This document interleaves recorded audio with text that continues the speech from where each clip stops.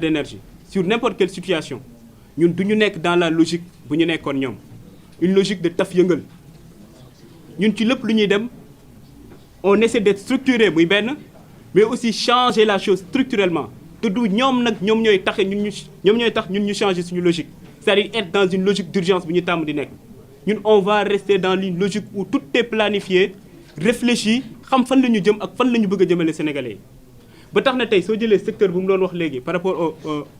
au carburant ñun suñu vision là-dessus c'est clair te ci lañ nekk di liggéey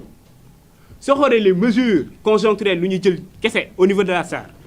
xam ngeen SAR avant su doon importer le fioul tonne bu nekk da ci doon fay benn prime fixe de $52 parce que amuloon appel d'offre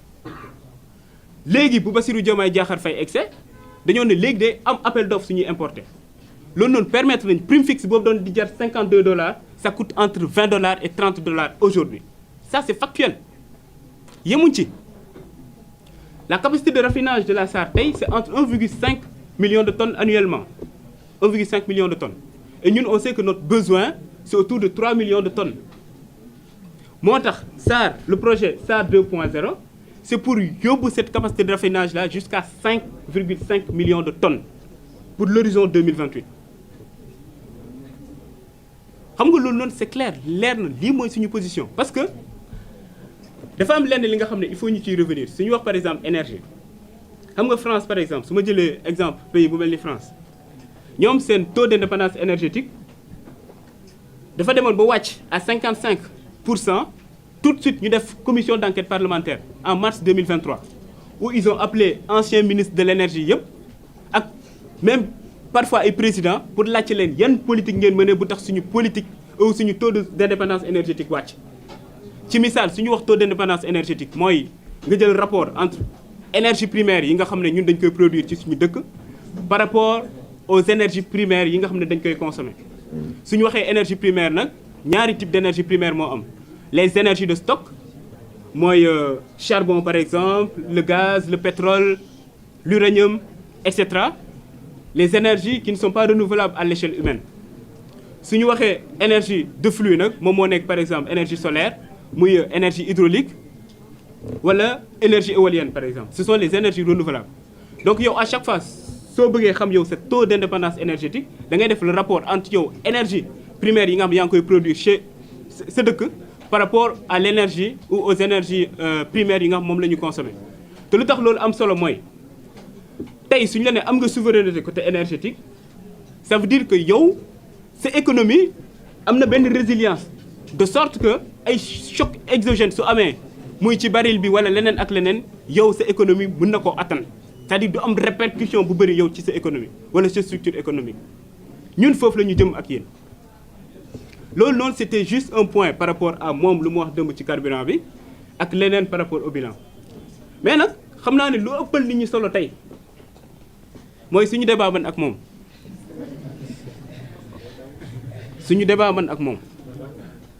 parce que yow ñu ne dénk na la ministère ci ministère boobu noonu saa yu ñu la laajee lan mooy sa bilan nga ne am na contrat boo xam ne bañ naa ko signer bu Total jox nañ la ab direction lan mooy sa bilan non wàññi naa sama salaire sëñ bi ay résultats la ñuy soxla qu'est-ce que vous avez fait en 5 ans 6 ans en tant que ministre en tant que directeur général xam nga yow démb maa ko dégg mu naan le président Ousmane Sonko même bu ñu ma dàqee ci ministère bi bokkoon na ci ñu ma doon défendre oui ay sénégalais yu bari dañ ko doon défendre parce que ñun njort bu rafet la ñu amoon ci moom mais bu ñu egsee aux affaires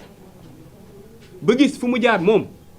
nga gis tooxiduuna yu mu def ñun ñëpp on était déçus c'est ça la réalité man par exemple bu ma egsee juste ASER ma citer exemple OS Mina Thierno Alassane Sall ñu ngi ko nommé ministre de l'énergie en juin 2015 décembre 2015 donc 6 mois après ASER signe un contrat avec benn société bu ñuy woowee Mina Distribution contrat wu 60 milliards pour électrifier 1144 villages le 30 décembre 2015 xam nga soo signé contrat ba pare dès l'instant ñu approuvé ko mën nga demander avance de démarrage mën nga demander aussi les avances au titre des dépenses engagées ñoom nag dañoo andi le 30 décembre vers midi ASER 2015 ñëw déposer la facture pour ne nañ fay la caution d'avance de démarrage ñu ne dañoo bëgg le 30 même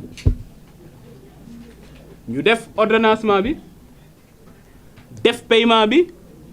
ñoom ñu mën a dem encaisser le chèque le même jour instant boobu noonu au niveau de l'ASER il y avait pas de couverture budgétaire su ñu waxee couverture budgétaire c'est-à-dire ñu budgétiser projet bi naan telle année ou 2016 parce que 2016 lañ ko budgétiser woon mën nañu décaisser tant avance de démarrage yi par exemple ak les avances au titre des dépenses engagées ñoom bu ñu egsee ñu leen mënuñu décaisser waa ASER wax leen ko mënuñu décaisser actuellement parce que y a pas de couverture budgétaire te xam nga suñu ne budget xam nañ ne ministère de tutelle bi muy donc instant boobu noonu le délégant parce que il faut rappeler que ASER le maître d'ouvrage délégué du ministère de l'énergie donc le délégant j'ai pas dit délinquant j'ai dit le délégant c'était Thierno Alassane Sall en tant que ministre de l'énergie donc moom moo war a approuver budget bi yóbbu ko ministère des finances pour ñoom aussi ñu approuver il y a pas de couverture budgétaire waa ASER nee nañ duñu décaisser vers 17h 18h ku ñu naan Farba Ngom xaabari ñëw ASER naan mën nañ def décaissement bi le même jour ba finalement ñu def ordonnancement bi def paiement bi le 30 décembre bloqué compense yi au niveau de la banque dem au niveau de la banque pour encaisser le chèque de 12 milliards de francs CFA sans couverture budgétaire Farba Ngom lu ci yoonam nekkul ministre de l'énergie bokkul sa ci ministère bi lan moo war a tax moom Farba Ngom moom moo war a ñëw ASER ba li nga xam ne nee nañ duñ ko décaisser parce que y a pas de couverture budgétaire moom mu tax ñu décaisser ko moo tax souvent suy wax ne laal nga ma laal suñu xel mën na ci ñaaw tuuti mën nañ ñaaw njort parce que effectivement il était acteur en tant que ministre de l'énergie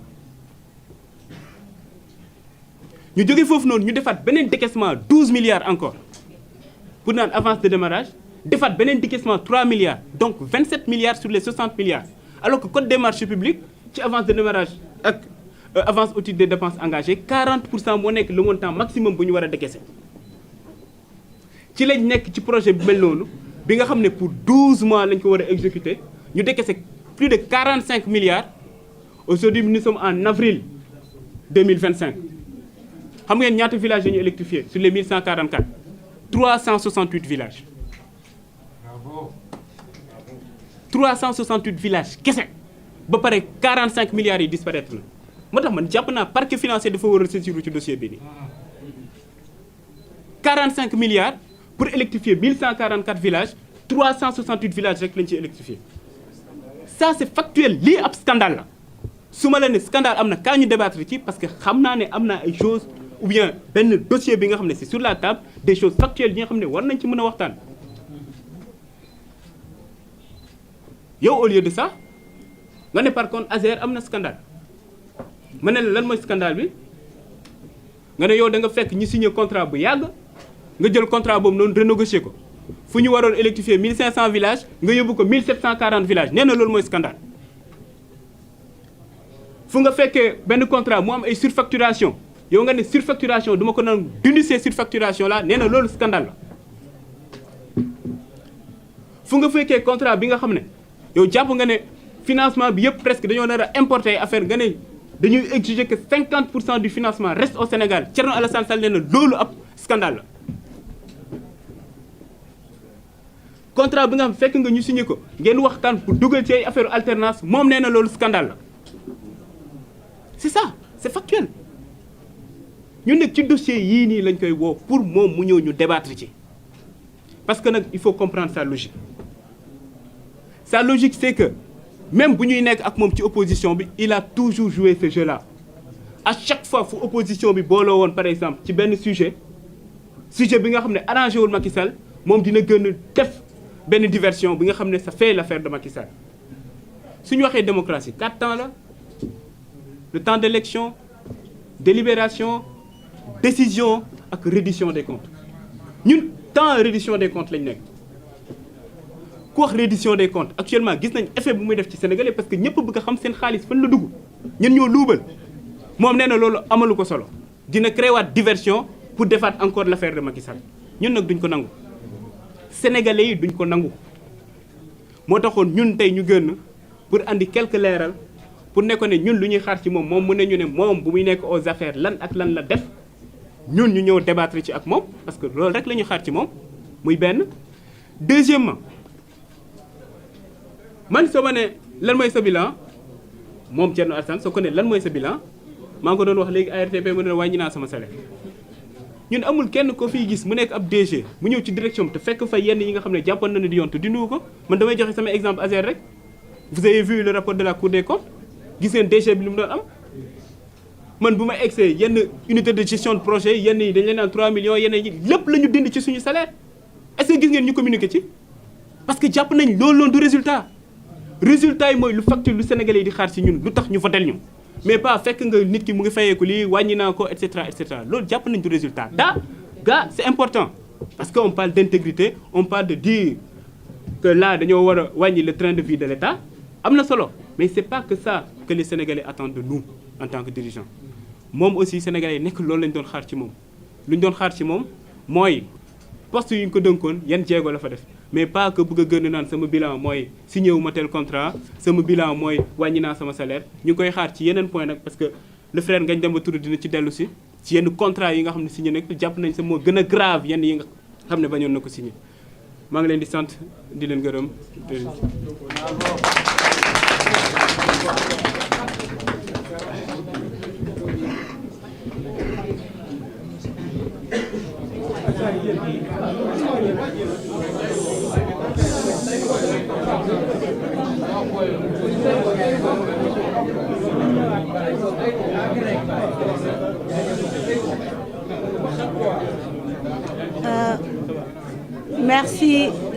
Merci au DG Jean-Michel Sène donc Thierno Alassane moo xam lu tax mu bañ toog ak moom lu bëri ñu ngi koy gis ci dëkk bi des fois on a l'habitude de dire que le Sénégal a beaucoup souffert de la malhonnêteté d'une partie de sa classe intellectuelle benn élite bi nga xam te ni